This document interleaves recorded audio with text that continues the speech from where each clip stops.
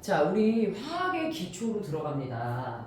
사실 우리가 과학이 누구로 나눠져요? 물리, 화학, 생명, 지구과학으로 나눠져요. 그치? 그런데 중등부 내용에 있는 화학을 중등부대로 설명하려면 여러분들은 학교에서 방해하는 약 한 7, 80가지 분자식을 다 외워야 돼요. 근데 우리가 그 많은 분자식을 다 외울 수 있어 없어? 없어. 그래서 우리는 외우지 않고도 문제 풀 수 있는 능력을 가지려면 약간 원리들을 방출해야 되는데 그 원리가 어디에만 들어가 있어? 고1 통합과학이랑 고2 화학에만 있어. 그래서 그 일부를 끌어내서 설명을 하는데 선생님이 지난번에 실수했던 게 빅뱅 우주론인가랑 만유인력을 똑바로 설명을 안 했던 거야. 그래서 이제 오늘 다시 하는 건데 이 화학의 기초 파트라고는 하지만 과학은 융합적이어서 사실 우리가 어느 정도 입자가 탄생하는 원리를 알아두셔야 되거든요. 자, 그런데 첫 번째 알아둬야 될 건 뭐냐면 자, 누구의 구성이냐면 물체의 무슨 단계, 구성, 누구에 대해서 그러니까 단계에 대해서 먼저 들어갈게요. 자, 물체의 구성 단계는 무엇이냐면 선생님이 이케아라는 곳을 갔더니 너무 예쁜 책상이나 침대들이 많아 적어? 많아. 그런데 걔네들을 만드는 재료가 뭐가 돼요? 금속, 철, 나무, 플라스틱 이런 것들로 만든단 말이야. 걔네들을 가지고 어떤 디자이너가 어떤 모양을 만들어내냐에 따라서 모양 뭐 되게 예쁜 모양이 되기도 하고 그렇지 않은 모양이 되기도 하죠. 그래서 우리는 어떤 재료를 가지고 어떤 틀을 만들었을 때 이때 이 물건을 뭐라고 얘기합니까 얘들아? 물체라고 얘기를 해요. 요거를 뭐라고 얘기해요 얘들아? 물체. 이 물체를 만드는 플라스틱, 나무, 철 모양이 없죠. 철의 모양이 어디 있습니까? 우리가 주어진 틀에 만들어 넣어서 부어서 만드는 거거든요. 그래서 모양을 만드는 재료 이것을 뭐라고 하죠? 얘들아? 물질이라고 얘기를 하죠. 그래서 물체의 국어적 표현이 물건에 해당하는 거예요. 그래서 물질이고요. 그 다음에 이 물질을 분해하면 누구로 나눠지냐? 자, 분자라는 입자로 나눠져요. 분자를 쪼개면 누구로 나눠집니까? 원자라는 입자로 나눠져요. 입자의 표현을 쓰려고 하니까 분자라는 표현을 썼는데 지금 우리가 과학적 원리를 모르는 상태에서 분자라는 걸 정의 내리기도 사실은 굉장히 암기성이 강해서 좀 더 진행을 하고 분자에 대해서 얘기를 하겠지만 그 전에 기본적인 틀을 주자면 원자는 세상의 모든 물질을 구성하는 원초적인 입자를 말합니다. 어떤 물질이든지 뭔가 입자로 구성이 되어 있겠죠. 우리가 나무를 자르던 철을 자르던 플라스틱을 자르던 자르다 보면 더 이상 쪼갤 수 없는 작은 입자로 나눠지는 거 맞아요? 들려요? 맞습니다. 그런데 고대에서는 크게 두 사람이 언급이 돼요. 데모크리토스라는 사람이랑 아리스토텔레스예요. 그런데 아리스토텔레스 들어봤어요? 안 들어봤어요? 들어봤을 거예요. 이 사람 철학자예요. 이 사람이 과학계에 엄청 큰 혼선을 줍니다. 선생님 TV에 모 연예인이 이상하다라는 말이 나왔을 때 사실 잘 안 믿어. 왜 안 믿냐면 진짜 그 사람이 이상한 행동을 하는 걸 내 눈으로 본 거야? 안 본 거야? 안 봤고 그래서 내 눈으로 보지 않은 거에 대한 왜곡이 있을 수 있어서 잘 안 믿는데요. 당시 고대의 아리스토텔레스는 데모크리토스보다 훨씬 더 인정을 받는 철학자였어. 당시에는 철학을 하는 사람들이 과학을 논했어요. 그래서 데모크리토스는 자기가 생각을 해봤더니 집에 있는 어떤 과일이나 야채나 물건을 아무리 썰어도 뭔가가 남고 더 날카로운 칼만 있다라면 더 작게 쪼갤 수 있어 없어 얘들아? 있을 거라고 생각을 한 거야. 물질은 근본적으로 없어지지 않을 것 같아. 내 눈에 보이지 않을 만큼 작게 쪼갤 수 있는 거지 라고 주장했지만 아무도 받아들이지 않았어요.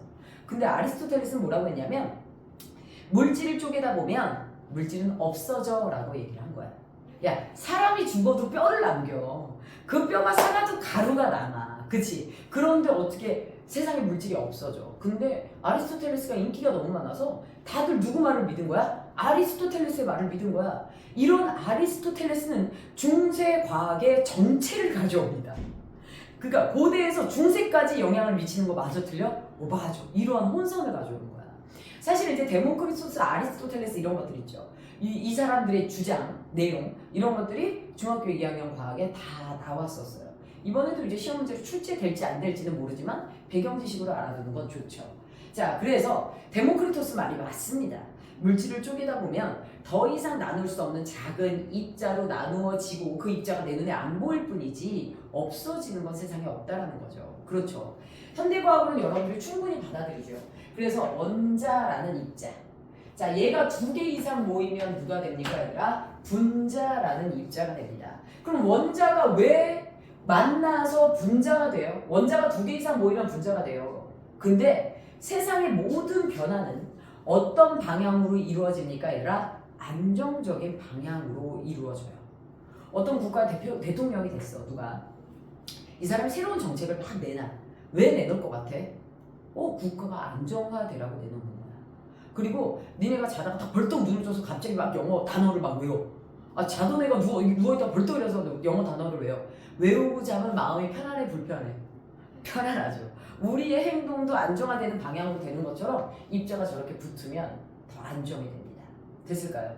이러한 분자가 딱딱딱 붙어 있으면 고체라는 물질이 되는 거고요. 이런 분자가 살짝 떨어져 있으면 누가 되는 거야? 액체. 더 떨어져 있으면 뭐가 되는 거야? 기체가 되는 거예요.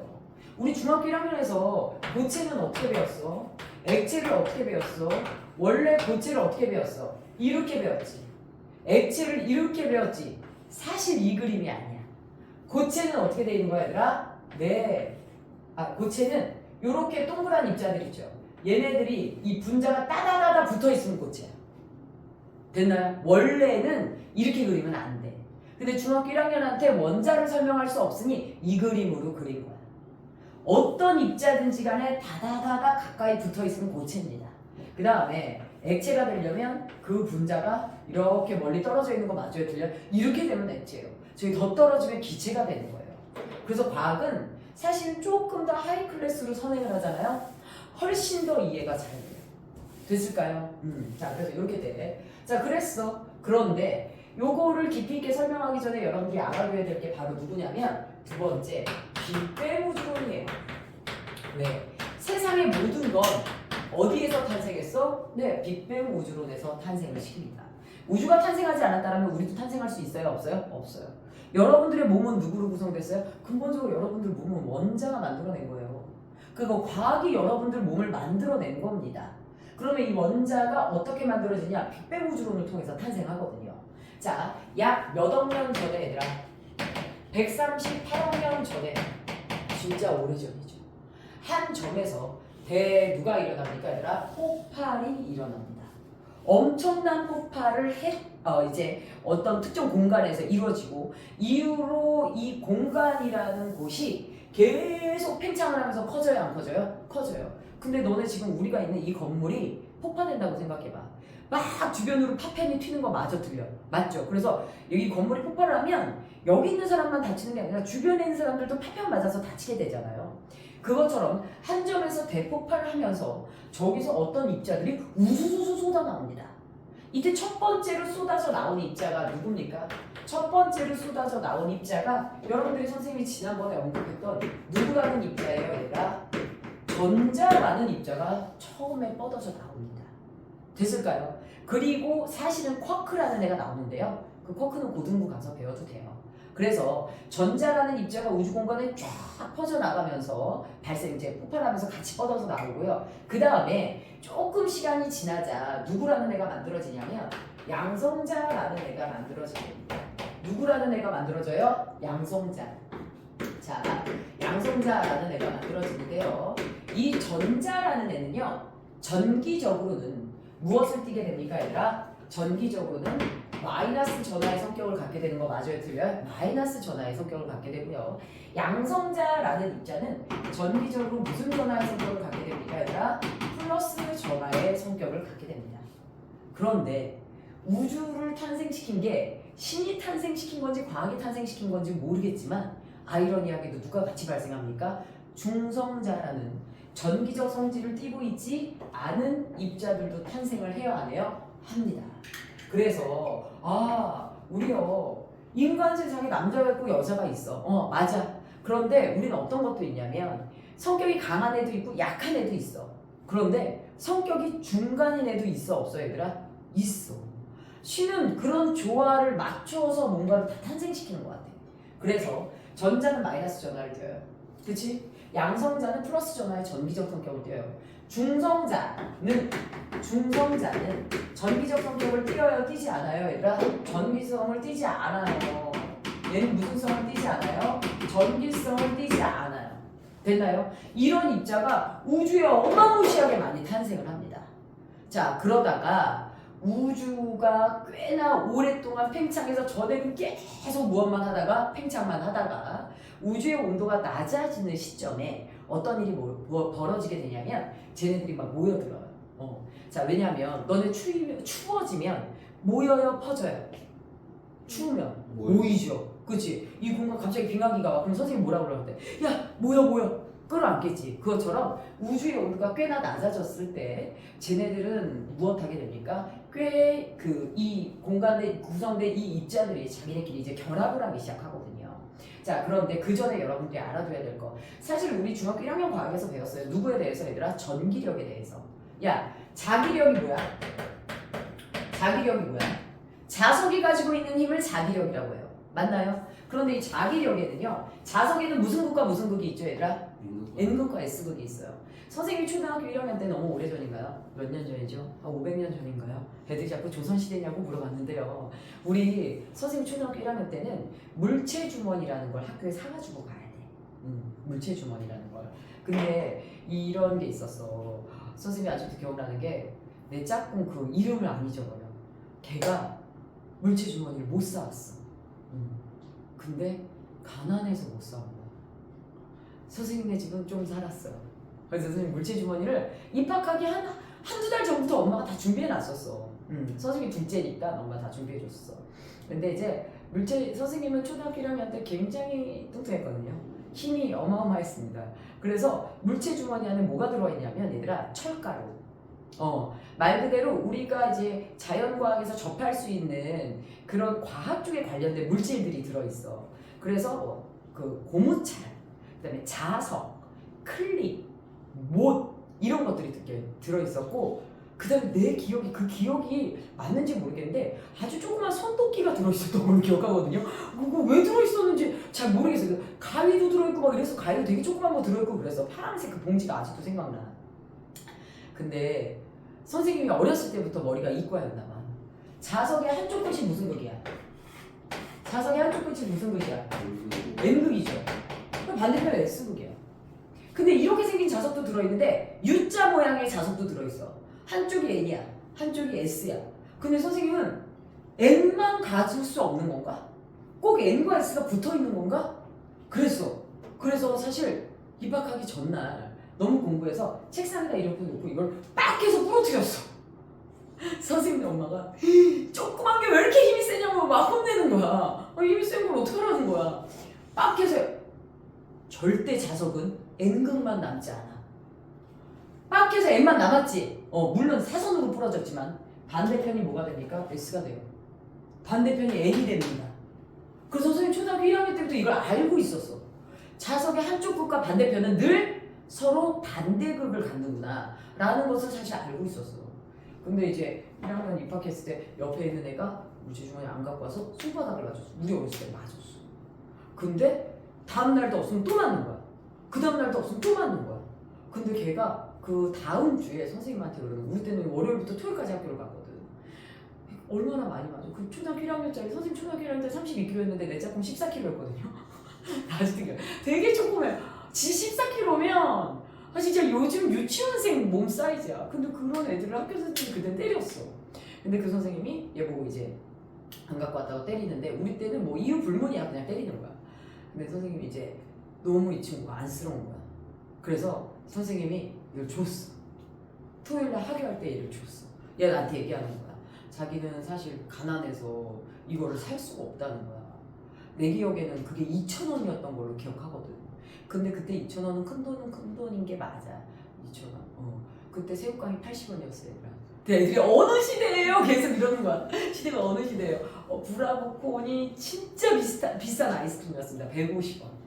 그래서 엄마가 맨날 100원을 주면 그걸 열심히 막 새우깡을 하루에 80원짜리를 먹고 20원을 모으고 모아서 이제 한 달 정도 됐을 때 이제 150원짜리 브라보콘을 사 먹는 거야. 초등학교 2학년 때 월드콘이 나왔어. 배신이야. 300원이야. 너무 비싼 거야. 돈을 모아서 사 먹어서 더 열받았어. 브라보콘이랑 양이 다르지 않아. 근데 가격이 2배인데 양이 너무 작은 거야. 화가 있는 대로 나지. 자, 근데 어쨌든 자석이 그때 들어있었어. 그리고 이제 선생님 엄마가 이제 선생님 등짝을 한 대 때리고 한 물질 주머니 하나를 더 사줬죠. 하지만 선생님 계속 이제 끊임없는 그런 의문을 탐색하는 그런 학생이었어요.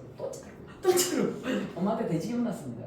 자, 그래요. 근데 이 자석은요 무슨 극과 무슨 극이 있어요, 얘들아? N극과 S극이 있죠. 근데 N극과 누구를 가까이 하면 얘들아 N극을 무엇하면 같은 극끼리 가까이 하면 밀어내요, 당겨요? 밀어내죠. 이걸 우리가 배척할 척자 뭐라고 해요, 얘들아? 청력이라고 해요. 그 다음에 무엇합니까, 얘들아? N극과 무슨 극, 얘들아? S극을 가까이 하면 당겨요, 밀어요? 당겨요. 그래서 이걸 우리가 뭐라고 얘기합니까, 얘들아? 인력이라고 얘기하는 거 맞아요, 틀려요? 맞습니다. 자, 그래서요 크게 우리 주변에 이제 극을 갖는 애들 사이에서 작용하는 힘은 청력과 인력이 있죠. 근데 이건 자석이 갖는 거고요. 전기가 갖는 힘을 우리가 무슨力이라고 얘기합니까, 얘들아? 전기력, 맞죠? 그래서 플러스와 누구 사이에서는 플러스 사이에서는 밀어내는 힘 무슨 력, 얘들아? 청력. 이걸 이제 고등 보면 반발력이라는 표현을 써요. 같은 표현이야. 자, 그 다음에 플러스와 누구 사이에서는 마이너스 사이에서는 당기는 힘이 무슨力이 작용해요, 얘들아? 인력이 작용해요. 그래서 청력과 인력 이렇게 작용한다는 거 알아두시고요. 그 다음에 두 번째, 사실 중학교 뭐 2학년한테 선행을 하면서 알려주면 훨씬 더 이득이 되는 내용은 맞아. 그래서 이제 얘기를 해주는 건데 뭐 굳이 필기는 안 하셔도 돼요. 우리가 지금 빅뱅 우주론을 통해서 만들어낸 이 입자로 원자도 만들고 분자도 만들고 물질도 만들고 물체도 만드는 건데요. 이 입자들이 가지고 있는 질량이랑 이런 걸 알아볼 텐데요. 자, 먼저 그 전에 빅뱅 우주론과 함께 여러분들이 알아둬야 될 게 무슨 인력이에요, 얘들아? 만유 누굽니까, 얘들아? 인력이에요. 무슨 인력이라고, 얘들아? 만유 인력. 자, 이것도 사실 이제 선생님이 생각하는 상식 중에 하나였지. 만유인력이라는 게 무엇이냐? 만유가 존재하는 모든 물질을 말하는 겁니다. 자, 세상에 존재하는 무슨 물질입니까? 세상에 존재하는 모든 물질은 누구를 가지며 있다? 질량을 무엇하며 있다? 갖는다. 질량을 다 갖죠. 먼지도 질량이 있어요, 없어요? 있어요. 그래서 질량이 큰 애들은 무엇합니까? 중력을 크게 받아서 바닥으로 떨어지고, 질량이 작은 애들은 중력을 별로 받지 않다 보니까 무엇합니까? 떠다니는 거 맞죠? 모든 물질은 질량을 가져요. 그런데 그 질량을 무엇하는 물질 사이에서 갖는 누구 사이에서 물질 누구에는 사이에는 무엇하는 힘이 작용한다, 얘들아? 당기는 힘이 작용한다. 당기는 힘이 작용한다. 요것을 우리가 이러한 원리를 무슨 힘이라고 얘기합니까, 얘들아? 이걸 만유인력이다 라고 얘기합니다. 그런데 만유인력에서요, 얘들아, 하나는 여기 있고 하나는 저기 멀리 있는데 만유인력이 작용하기 쉬워요, 어려워요? 아니, 그건 어렵죠. 만유인력도 거리가 멀어지면 작아지는 거예요. 거리가 가까워지면 만유인력이 커집니다. 근데 근본적으로는 누구를 갖는 물질 사이에서, 얘들아? 질량을 갖는 물질 사이에서 작용하는 당기는 힘이야. 그러면 무슨 인력은, 얘들아? 만유 누구는요, 얘들아? 인력은 누구에 비례합니까, 얘들아? 물질이 가지고 있는 질량에 비례해요. 그런데 내가 수업을 하다 보니까 애들이 이 물고기 표시를 모르는 거야. 저거 원래 수학에서 배우고 와야 되는 거죠. 저거 무슨 표시인지 알까요, 혹시? 저게 비례 반비례 표시예요.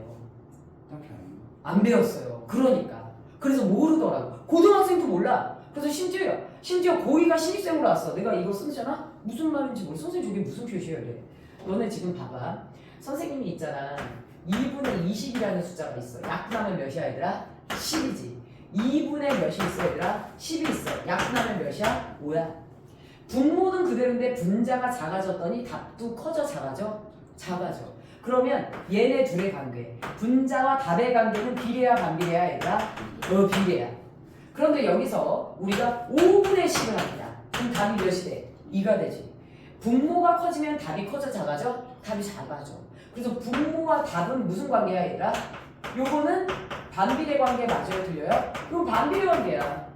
그래서 우리는 반비례 되는 애는 분모에 들어가고 비례되는 애는 분자에 들어가. 그럼 봐봐. A와 B가 비례한다. 이렇게 표현하는 거야. 됐을까요? A와 C가 반비례. 그러면 어떻게 표현하는 거야? 이렇게 표현하는 거야. 알겠죠? 그럼 A와 C는 반비례 관계야. A와 B는 비례 관계야. 그러면 A에 대해서 C라는 조건과 B라는 조건이 같이 작용하네요. 네. 그래서 A는 C분의 B의 우리의 비례관계다. 이렇게 표현하는 겁니다. 됐을까요? 이게 이제 과학에 엄청 많이 등장해. 이런 어떤 기본적인 원리들을 놓치고 그렇게 학년이 올라가니까 애들이 학년이 올라갈수록 이제 새로운 원리가 나오면 암기를 시작하는 거야. 그래서 좀 그런 것들 조심해 주셔야 되고요. 지금 보니까 만유인력과 물질의 질량은 무엇 관계래요, 얘들아? 비례 관계래요. 우주 공간에선 저렇게 입자들이 지금 떠다니고 있거든요. 쟤네들 사이에서도 만유인력이 작용을 해요, 안 해요? 해요. 그럼 지들 사이에서 입자들이 당겨서 뭉친단 말이야. 그러면 쟤네들의 질량을 살짝 알아두셔야 되는 거죠. 그래서 알아둬야 될 질량 중에 하나가 누구냐면 누가 있습니까, 얘들아? 양성자. 그 다음에 누가 있어요? 중성자. 그 다음에 누가 있습니까, 얘들아? 전자가 있어요. 양성자, 중성자 누가 있어요, 얘들아? 전자가 있습니다. 그런데요, 이 양성자의 실제 질량이 자, 실제 질량을 미안한데 선생님 외웠어요. 왜요? 똑똑해 보이려고요. 몇이냐면 1.673 곱하기 10의 마이너스 24제곱g이에요. 전자는 1.675 곱하기 10의 마이너스 24제곱g이에요. 전자는 9.109 곱하기 10의 마이너스 28제곱g이에요. 어때요? 진짜 똑똑해 보이죠? 똑똑해 보이려고 외웠어요. 근데 여러분들 절대 외우지 않으셔도 돼요. 고등학교 때 과학 선생님이 저걸 숫자로 쫙 놓기 시작하는데 그녀가 너무 멋있어 보이는 거야. 그래서 나도 외웠어. 자, 그런데 문제는 무엇이냐면 질량 상대값만 알아두면 돼. 얘네들의 질량 무슨 값이야, 얘들아? 상대값을 어렵지도 않아. 우리 양성자의 질량은 1이라고 할게. 중성자 거의 비슷하지? 얘도 질량 상대값 몇이야, 얘들아? 1이야. 그랬더니 양성자나 중성자에 비해 전자의 무게가 몇이냐? 1837분의 몇 배로, 얘들아? 1배로. 너무너무 뭐해지는 거야? 작아지네, 전자가. 그럼 전자 4개 가벼움에 맞아, 틀려? 맞아.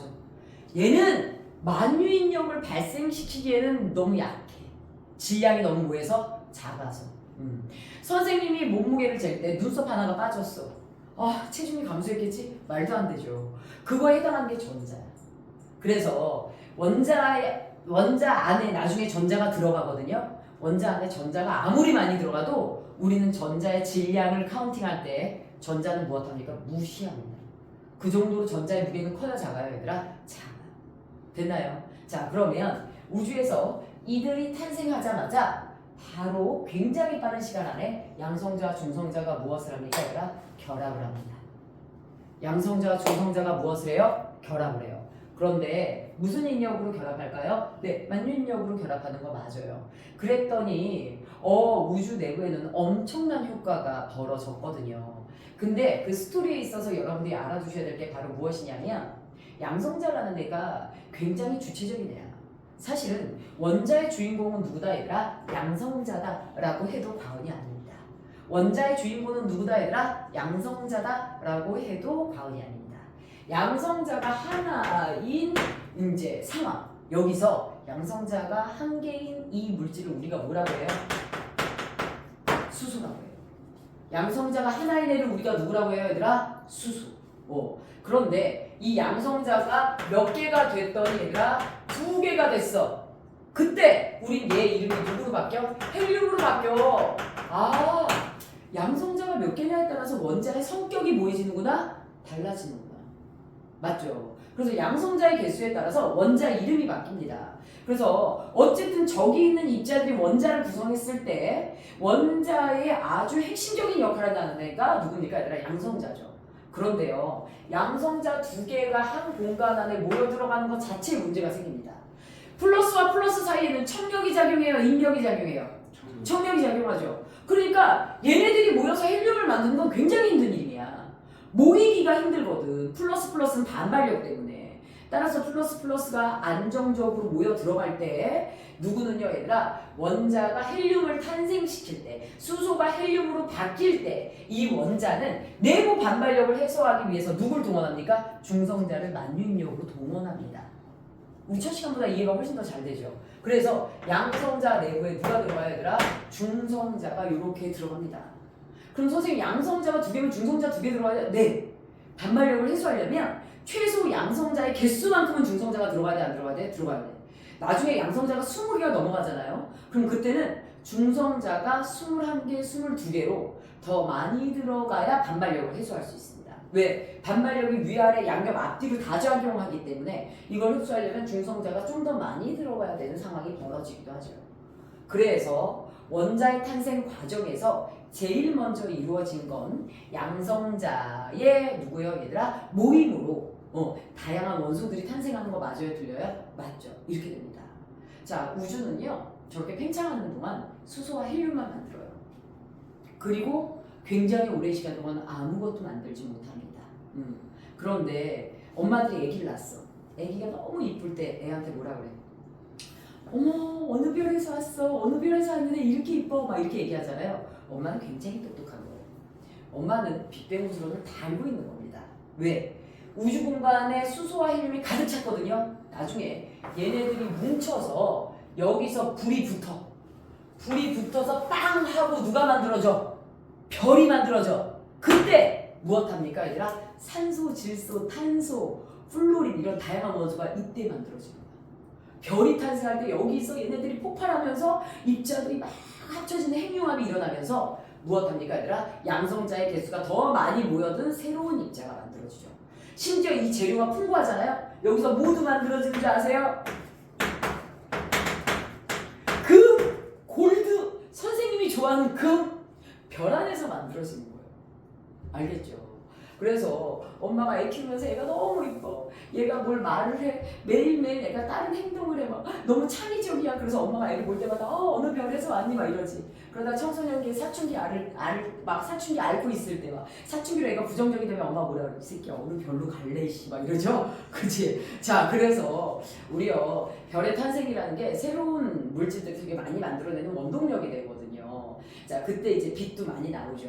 어쨌든 우리는 이러한 기본 원리를 통해서 양성자, 중성자가 먼저 모여들고 자 원자의 새로운 원자를 만드는 핵심은 누구라고 얘들아? 양성자라고 얘기했어요? 안 했어요? 했었죠. 그래서 양성자를 중심으로 중성자가 모여들고 그 다음에 그 양성자를 중심으로 중성자가 모여든 상태에서 그 양성자가 누구를 끌어잡아 당깁니까? 전자를 끌어잡아 당기면서 만들어진 존재가 원자예요. 그래서 자 누구요 얘들아? 원자의 탄생과 중요 내용을 알아봅시다. 아까 우주 공간에 제일 먼저 누가 만들어졌다고 얘들아? 양성자 하나짜리 수소.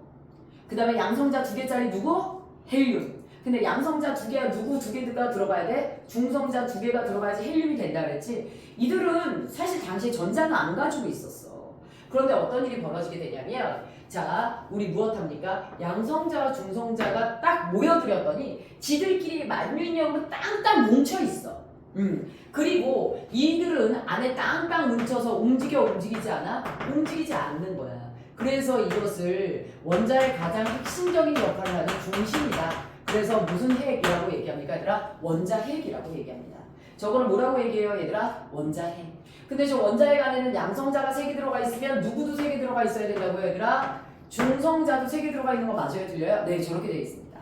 자 그래서 원자핵의 구성은 누구와 누구로 되어 있다 얘들아? 양성자와 누구로 되어 있다? 중성자로 되어 있으며 근본적으로 양성자가 모여들면서 중성자도 강하게 끌어들인 거 맞습니다. 그래서 양성자가 주인공이 되는데요. 자 양성자가 3개이면 원자핵 안에는 양성자 때문에 원자핵은 전기적으로 무슨 성질을 띨까요? 원자핵은 전기적으로 양성자는 플러스 전환돼 중성자는 전기성을 띠고 있지 않죠. 그래서 원자핵은 전기적으로 무슨 전하의 성격을 가져요 얘들아? 플러스 전하의 성질을 갖는 거 맞아요? 들려요? 플러스 전하의 성격을 갖습니다. 자 그리고 이 누가요 얘들아? 원자핵이 우주 공간에 둥둥 떠다녀. 우주 공간에 둥둥 떠다니다가 얘 자체가 무슨 원자의 누구의 성격을 가져? 플러스 전하의 성격을 갖다 보니까 우주 공간에 둥둥 떠 있는 또 다른 반대 성격 가지고 있는 누구를요? 전자를 당기죠. 됐나요? 그래서 원자핵 주변에 누가 배치됩니까 얘들아? 전자가 누구만큼? 양성자의 개수만큼 들어오는 거 맞아요? 들려요? 맞아요. 양성자가 3개면 전자도 3개가 오죠. 우리 110V 전기랑 220V랑 누가 더 세요? 220V가 세죠. 그러면 220V가 전자를 더 많이 잡아당겨 적게가 잡아당겨 많이 끌어당길 수 있는 것처럼 무엇합니까 얘들아? 양성자가 3개면 전자도 몇 개야? 3개야. 그런데 문제는 바로 무엇이냐면 야 양성자는 원자에 가는 세개가 몰려 들어가면서 반발력을 해소하려고 누가 들어왔어? 중성자가 들어왔죠. 그런데 누구는요 얘들아? 전자는 중성자 안 갖고 와? 못 갖고 와. 못 갖고 와. 왜? 너무 가벼워서. 1837분의 1배로 너무 가벼워서 못 갖고 들어와. 그럼 너 어떻게 할 거야? 이렇게 니네 배치 못해 반발력 때문에. 그래서 우리는요 원자핵은 엄청 똑똑하죠. 무엇합니까? 야 네가 끌어들인 전자 3개 있지? 여러 공간에 나누어서 무엇해? 집어넣어. 이렇게 되는 거야. 그래서 우리요 교실에서 많이 싸우는 애들 떨어뜨려 놓으면 싸울 일이 줄어들어 안 줄어들어? 줄어드는 것처럼 이 전자도 마찬가지야. 그래서 이제 우리 주변에 전자가 들어가는 원자 주변의 이 공간 요걸 우리가 전자 뭐라고 한다고 얘들아? 전자 껍질이라고 얘기합니다. 무슨 껍질? 전자 껍질. 무슨 껍질? 전자 껍질. 그치? 그래서 안쪽 껍질부터 바깥쪽 껍질까지 각각 껍질의 이름이 달라요. 그래서 안쪽 껍질 뭐라고 합니까 얘들아? K, L, M 누가 됩니까? N이 됩니다. 뭐라고 해야 되나? KLMN. 한 번만 더 따라합시다. 뭐라고요? KLMN 껍질이라고 해요. 보시면 아시겠지만 뒤로 갈수록 껍질의 크기가 커져요, 작아져요? 커지죠. 그치? 그럼 전자가 더 많이 들어갈 수 있습니다. 자, 그래서 K 껍질의 전자가 몇 개? 2개. L 껍질에 몇 개? 8개. M 껍질에 몇 개? 18개. N 껍질에 몇 개? 32개. 그래서 전자가 2발, C발 32개가 들어가죠. 그치? 이렇게 들어가게 되고요. 양성자가 3개일 때 전자도 3개 끌어온다 그랬잖아요. 핵이 전자를 끌어잡아당기기 때문에 전자는 핵에서 가장 가까운 껍질부터 채워집니다. 그래서 K 껍질에 전자가 몇 개 들어가요? K 껍질에 전자가 몇 개 들어가요? 2개. 그럼 끝! 그럼 전자 나머지 하나가 어디에 들어가? L 껍질에 이렇게 들어가게 됩니다. 자, 그렇게 따지면 어쨌든 원자는 원자에 가지고 있는 플러스 전하량만큼 마이너스 전하를 띠고 있는 누구요 얘들아? 전자있죠. 전자. 다시 말하지만 누구라고요 얘들아? 마이너스 전하를 띠고 있어요. 매우 무엇하다? 가벼워. 그래서 어떤 일이 벌어지냐면 원자에는 무슨 성이 없어? 무거워. 운동성이 있어 없어? 없어. 근데 전자는 너무 가벼워서 얘는 운동성이 있어 없어 얘들아? 운동성이 있으니 움직여요. 됐을까요? 이렇게 되고요. 그 다음에요. 우리 이렇게 배치된 걸 봤을 때 늘 원자는 그래. 그래서 양성자가 5개면 전자도 5개야. 됐을까요? 그래서 자 누구요? 양성자와 전자의 개수가 같아. 양성자와 전자의 개수가 같아서 원자는 전기적으로 무슨 성이야 얘들아? 중성이야. 원자는 전기적으로 무슨 성이야 얘들아? 중성이야. 됐을까요? 원자는 전기적으로 중성이 됩니다. 자, 그런데 중성이 안정적이라는 뜻은 아니에요. 그쵸? 저거는요, 전하량이 균형을 맞췄다 뿐이지 중성이 안정적인 건 아니에요. 너네 선생님이 선생님 스스로 나 남성이야 여성이야 이러면 얼마나 스트레스 받을 것 같아요. 그치? 그것처럼 중성이 안정적인 건 아니에요. 이 원자가 사실 안정을 찾으려면 제일 먼저 무엇 해야 됩니까 얘들아? 구조적인 물리적인 그 구도를 맞춰야 되는데요. 너네 선생님이 상체는 이만해, 하체는 얇아. 그럼 뭐 할 것 같아? 넘어질 것 같을 뿐만 아니라 실제로 넘어져 안 넘어져? 넘어지죠. 그래서 이 원자들이 탄생할 때요 우리가 첫 번째로 갖춰야 될 건 물리적인 안정성이거든요. 자, K 껍질에 전자가 들어갈 공간이 2개가 있는데 2개가 예쁘게 꽉 찼어. 근데 L 껍질의 자리가 8개야. 전자가 하나밖에 안 찼어. 쟤는 굉장히 뭐 할 것 같아? 허전할 것 같아? 안 허전할 것 같아? 허전할 것 같아. 껍질이 꽤 큰데 전자가 하나밖에 없는 거야. 그러면 얘는 어떻게? 전자를 18개 채워야 되나? 그래야 안정적이 되나? 그럼 얘 32개를 다 채워야 되나? 아니요. 원자가요 몇 개의 껍질만 채우면 원자는 구조적으로 안정이라고 느끼는데요. 선생님이 50명을 가르치는 학생이 있는 교실에 학생이 2명밖에 없어. 그럼 당연히 불안해 안 불안해? 불안하겠지. 언제 잘릴까 봐 이럴 수도 있어. 근데 50명이 앉아있는 강의실에 앉을 수 있는 강의실에 학생이 20명이 있어. 그것만 해도 마음이 편안해 안 되나? 20명만 가르쳐도 사실 선생님이 얘기해보면 학생이 20명을 넘어가잖아? 강사 눈에 학생이 안 들어와. 딴짓하는 애를 지적할 수가 없어. 20명이 되면 일단 딴짓하는 애들이 기본적으로 5-6명이 발생해. 그래서 선생님도 교실에 사실 특정 인원 이상을 받지 않거든. 그래서 우리 보면 얘네들도 마찬가지야. 특정 전자의 개수가 채워지면 안정적인데요. 어떻게 되냐면 K 껍질은 전자 몇 개? 2개. L 껍질이 몇 개? 8개. M 껍질이 몇 개? 8개. N 껍질이 몇 개? 8개를 채우면 원자는 안정적이야. 꼭 C 빨개 32개를 채울 필요가 없어. 그래서 2888을 채우면 안정적이다. 이거를 우리가 무슨 규칙이라고 얘기하냐면 옥텟 규칙이라고 얘기합니다. 무슨 규칙이라고 얘기해요, 얘들아? 옥텟 규칙이라고 얘기를 해요. 됐을까요? 자, 너네 라틴어로 옥타가 누가 됩니까, 얘들아? 옥타가 숫자 8이야. 그래서 피아노 칠 때도 한 옥타브 올린다 라는 표현 8개 음절 차이가 나죠. 그래서 옥타가 숫자 8을 의미하는, 그래서 숫자 8에 관련된 규칙이라서 옥텟 규칙이라고 얘기를 합니다. 자, 그래서 원자의 기본적인 특징에 대해서 이렇게 좀 알아봤어요.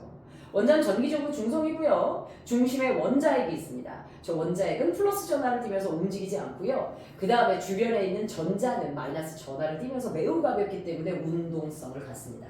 자, 이 원자가 안정을 찾는 건 뭐라고 그랬죠, 얘들아? 네, 한 껍질에 K 껍질을 줘야 하고 나머지가 전자 8개를 채워야 되거든요. 근데 지금 L 껍질에 전자가 몇 개밖에 없어요? 하나밖에 없어요. 그러면 이 원자는 굉장히 안정적이라고 느껴요? 불안정적이라고 느껴요? 불안정적이라고 느낍니다. 따라서 이 전자를 무엇하냐면 L 껍질에 전자 8개가 되는 상황을 반드시 만들어야 돼. 그러려면 전자 7개를 빌려와야 돼. 7개를 누가 빌려줘? 아무도 안 빌려주지. 7개나 되는 걸. 차라리 하나를 뭐하고? 버리고 전자 마지막 껍질에 K 껍질 2개로 안정을 찾는 게 빨라 안 빨라? 빠르죠. 그래서 얘는 버리는 선택을 합니다. 이렇게 되면 양성자가 몇 개 돼요? 3개인데 전자가 몇 개? 2개. 그래서 양성자가 더 많아? 그러면 얘는 중성이 아닌 누구로 가는 거야? 양성으로 가는 거야. 됐을까요? 그래서 혹시 여기서 판서 잘리면 카메라 얘기해 주세요. 양 PD. 알겠죠? 자, 그래서 5번째 누가 탄생합니까, 얘들아? 이온이라는 애가 탄생을 합니다. 원자가 안정을 찾는 과정에서 이온이 탄생하거든요. 그 중에 첫 번째, 전자를 버리면 양성자가 전자보다 많아서 무슨 이온이 탄생해요, 얘들아? 양이온이 탄생을 하게 돼요. 됐나요? 자, 양이온 정리할게요. 누구요, 얘들아? 전자를 뭐해서, 얘들아? 이루면서 만들어지는 게 양이온이에요. 그래서 누구의 개수가, 얘들아? 양성자 수가 누구보다 많습니까? 전자 수보다 많아요, 안 많아요? 양성자 수가 전자 수보다 많아요. 자, 이때 학교에서 뭐라고 써서 틀려온 애가 있었냐면 원자핵이 전자보다 많다고 써서 틀려온 애가 있었어. 이게 이제 쓴 게 아니라요, 객관식을 낚인 거야. 원자핵도 양성자도 플러스 전하의 성격을 갖고 있다 보니까 순간적으로 자기도 모르게 원자핵이 전자보다 많다고 하는 거에 동그라미 쳐온 거야. 그래서 틀렸었어요. 조심하세요. 자, 그러면 양성자, 양이온이 되는 대표적인 애가 우리 항상 염화나트륨을 쓰거든요. 양성자 몇 개짜리? 11짜리 누구냐면 이 원소가 나트륨이에요. 양성자 11짜리가 누구라고 해, 얘들아? 나트륨. 염화나트륨 들어봤죠? 누구죠, 얘들아? 소금. 그치? 자, 그런데 양성자가 11이야. 그럼 전자도 몇 개야, 얘들아? 전자도 11지. 그치? 원자는 전기적으로 무슨 성이니까? 중성이니까. 그러면 자, 11개의 전자 중 K 껍질에 몇 개? 2개. L 껍질에 몇 개? 8개. 그쵸? 그다음 8개. 이게 잠깐만.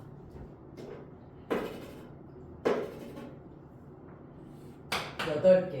그 다음에 L 껍질에 몇 개가 들어가? 하나가 들어가. 됐나요? 그러면 마지막 껍질에 저 하나를 차라리 뭐 하는 게 빨라? 버리지. 그치? 버려. 그쵸? 그래서 우리 얘가 양성자 11, 전자 몇 개? 10개. 양성자가 몇 개가 더 많아? 하나가 더 많아. 맞지? 이때 우리 어떻게 화학식을 쓸 거냐면 NA라고 했죠, 나트륨. 여기서 전자를 뭐예요? 빼요. 그러면 누가 되냐면 Na 플러스 1가 양이온 이렇게 표현합니다. 가가 무슨 뜻이야? 하나가 더 많다는 얘기야. 누가요? 양성자가 하나 더 많다는 뜻입니다. 자, 근데 우리 화학에서는요, 이렇게 마이너스 부호 같은 네거티브한 표현 별로 좋아하지 않아요. 우리 화학인들은 이런 마이너스 뺀다 이런 표현 안 좋아합니다. 그래서 뭐 돼요, 얘가? 이거를 넘겨요. 됐나요? 넘겨서 이항할 때 마이너스 연산부호가 뭘로 바뀌죠? 플러스로 바뀌죠. 그래서 얘는 어떻게 됩니까? 나트륨 원자가 나트륨 플러스 1가 양이온이 되면서 전자 하나를 떨어뜨린 거야. 이렇게 표현합니다. 자, 그 다음에 얘네들을 읽을 때 어떻게 읽어야 돼요, 얘들아? 원소 명칭 뒤에다가 무슨 자만 붙여주면 돼요? 이온 자만 붙여주면 돼요. 조심하세요. 나트륨 원자가 전자를 버리고 나트륨 이온이 됐다라고 해야 되는데요. 주관식에 뭐라고 써놨어 애들이? 나트륨이 전자를 잃고 나트륨이 된다 이렇게 써왔어. 주로는 남학생들이 많이 틀려요. 그래서 대충 보다가 얘도 나트륨으로 읽으면 안 됩니다. 얘 나트륨 이온이에요.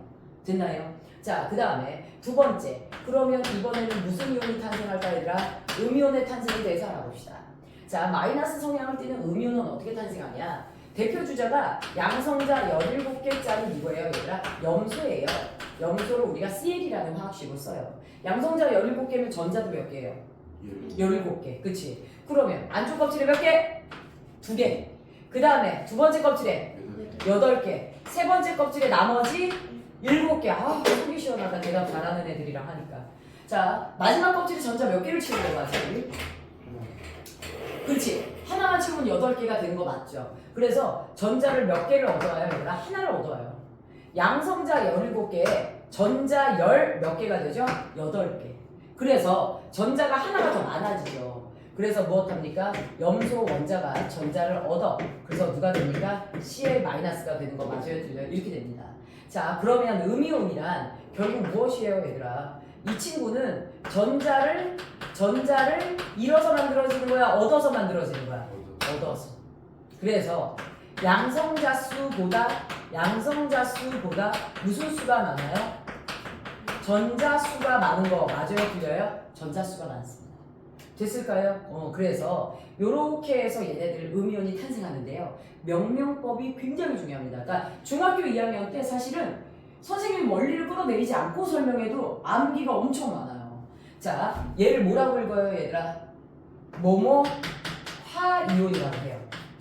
얘를 뭐라고 얘기합니까? 뭐뭐 화이온. 원소 명칭 뒤에 뭐뭐 화이온이야.